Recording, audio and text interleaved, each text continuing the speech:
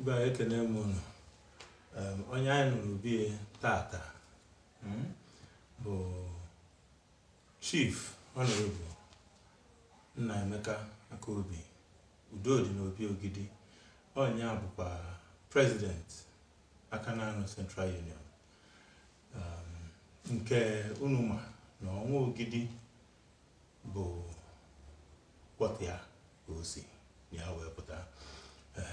Wee na-asị ka a jụọ Udodi n'Obi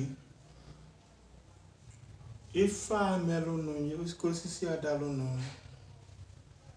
ụmụ nwanyị na-ebe akwa, ụmụ nwoke ruru na-asụ ude.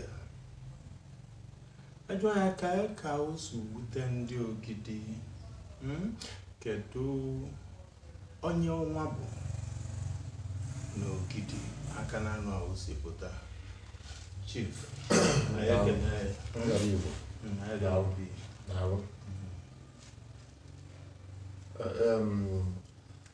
ife gbasara ọnwa Ogidi bụ nnukwu mmadụ, onye obodo ji dị ebube. Ọnwa bụ onye ezi Ogidi, bụrụ onye Akananu, bụrụ onye Ogidi. O nwere echichi dịga iche iche ejigazi n'obodo ndị ọzọ, mana ife anyị na-ekwu maka Ogidi, maka oke isi da n'Ogidi.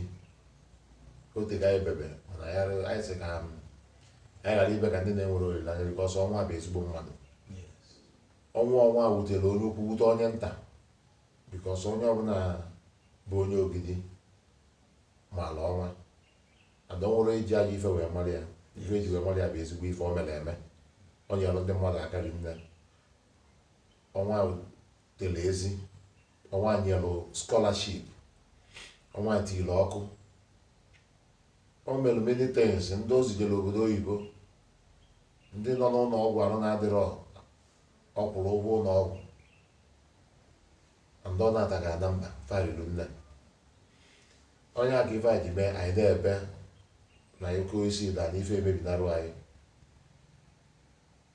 Mana anyị lekwa anya, anyị ama na ọnwa anọ bụ ebe ka mma, maka onye mere ụdị eme ome ahịa asịkwa na onye jere Anaeze, so na ọnwa ya anọ na Anaeze.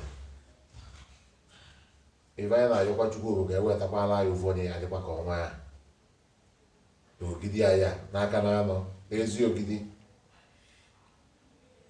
maka ife o meriri nne. Anyị agụrụ ofu, anyị agụrụ ịbụọ. Ezigbo mmadụ, afọ ju, ọ na-enyekwu ma mgbe ọ na-enwerọ. So na onye a bụ ife mere anyị ji etinye bụ mgbe anyị na-eji daalụ. Unu anụgo n'ihe na ife a na-ebe n'elu na ife a na-ebe na ndịda, na mgbago ugwu na ndịda ugwu bụ ofu ife a, na ọnwa na onwere onye dịka ya. Unu amalụgo ife mere ọzọ eme na Nsugbe ji gụọ egwu ogwu maka ọnwa.